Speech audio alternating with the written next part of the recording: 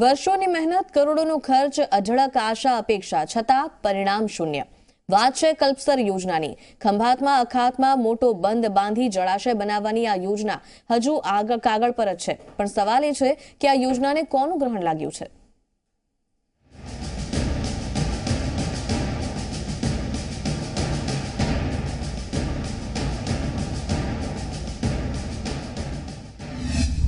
વર્ષોના વાહણા વીત્યા, મોટા વાયદા પણ થયા, પણ ન શરૂ થઈ યોજના।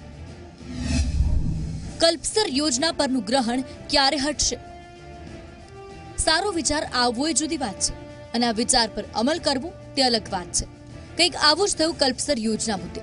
દરિયામાં જતા ચોમાસાના વરસાદી પાણીને રોકવા ખંભાતના અખાતમાં મોટો બંધ બાંધી વિશ્વના સૌથી મોટા મીઠા પાણીનું સરોવર બનાવી કલ્પસર યોજના ક્યારે શરૂ થશે તેનો જવાબ કોઈની પાસે નથી।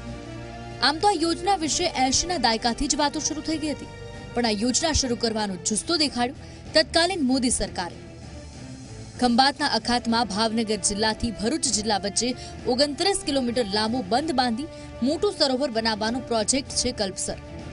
તમને જાણીને આશ્ચર્ય થશે કે આ યોજના પાછળ 31 ડિસેમ્બર 2018 સુધી 161 કરોડનો ખર્ચ થઈ ચૂક્યો છે, છતાં પણ સરકાર પાસે સવાલનો જવાબ નથી કે કલ્પસર પ્રોજેક્ટ શરૂ ક્યારે થશે। હા, વિધાનસભામાં સરકારે એટલું જરૂર કહ્યું કે વહેલી તકે પ્રોજેક્ટ પર કામ શરૂ કરાવીશું, પણ કામ શરૂ ક્યારે થશે તે સૌથી મોટો સવાલ છે।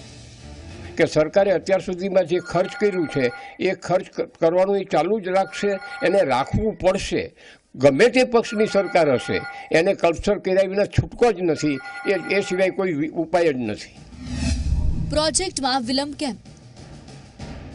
દરિયામાં બંધ બાંધવાનો હોવાથી આ બંધની ભાવિ અસરો, પર્યાવરણીય અસરો, જમીન સંપાદનથી લઈ અન્ય તમામ બાબતના સર્વે માટે અત્યાર સુધી 24 અભ્યાસ થઈ ચૂક્યા છે, અને કેટલાક હજુ ચાલી રહ્યા છે। હવે વિચારો કે જો આ પ્રોજેક્ટના સર્વે પાછળ જ 1.5 દાયકા કરતા વધુ સમય વીત્યો હોય તો પ્રોજેક્ટનું કામ શરૂ થશે ત્યારે કેટલા સમયમાં પ્રોજેક્ટ પૂર્ણ થશે? કલ્પસર યોજનાથી શું લાભ થશે? હજુ તો આ પ્રોજેક્ટ માત્ર કાગળ પર છે। માની લો કે આગામી વર્ષોમાં પ્રોજેક્ટ પૂરો થયો તો આનાથી સૌરાષ્ટ્ર સહિતના ઘણા વિસ્તારના ખેડૂતોને મળશે સિંચાઈનું પાણી। ખાસ વાત તો એ છે આ પ્રોજેક્ટ માટે ન તો જમીન સંપાદન કરવાની છે કે ન તો લોકોએ સ્થળાંતરણ કરવાની જરૂર છે। ખંભાતના અખાતમાં બંધ બની ગયો તો 1000 મિલિયન ઘનમીટર પાણીનો સંગ્રહ થશે। આટલું પાણી 6 જિલ્લાની 10.54 હેક્ટર જમીનને સિંચાઈનું આ પાણી આપવા માટે પૂરતું છે। ઉપરાંત રાજ્યના 60થી વધુ જળાશયોને પણ પાણીનું કાયમી વિકલ્પ મળશે। સાથે સૌરાષ્ટ્ર અને દક્ષિણ ગુજરાત વચ્ચેનું અંતર પણ ઘટશે। સૌર અને પવન ઉર્જા મળશે તે એક્સ્ટ્રા। કે સૌરાષ્ટ્ર અને કચ્છનો પાણીની સમસ્યા કાયમી છે, અને એના માટે આના સિવાય કોઈ વિકલ્પ કોઈ શોધી શકે એમ નથી, ક્યાંય મળે એમ નથી। કઈ નદીનું પાણી બંધમાં જમા થશે? જો આ બંધ બન્યો તો તેમાં નર્મદા, ઢાઢર, મહી, સાબરમતી અને સૌરાષ્ટ્રની ઘણી નાની મોટી નદીઓના ચોમાસાના વરસાદી પાણીનો સંગ્રહ થશે। આ પાણીનો ઉપયોગ સિંચાઈ ઉપરાંત પીવા માટે પણ થશે।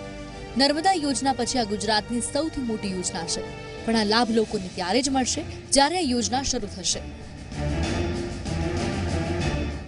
નીતિન ગોહિલ, ઝી મીડિયા, ભાવનગર।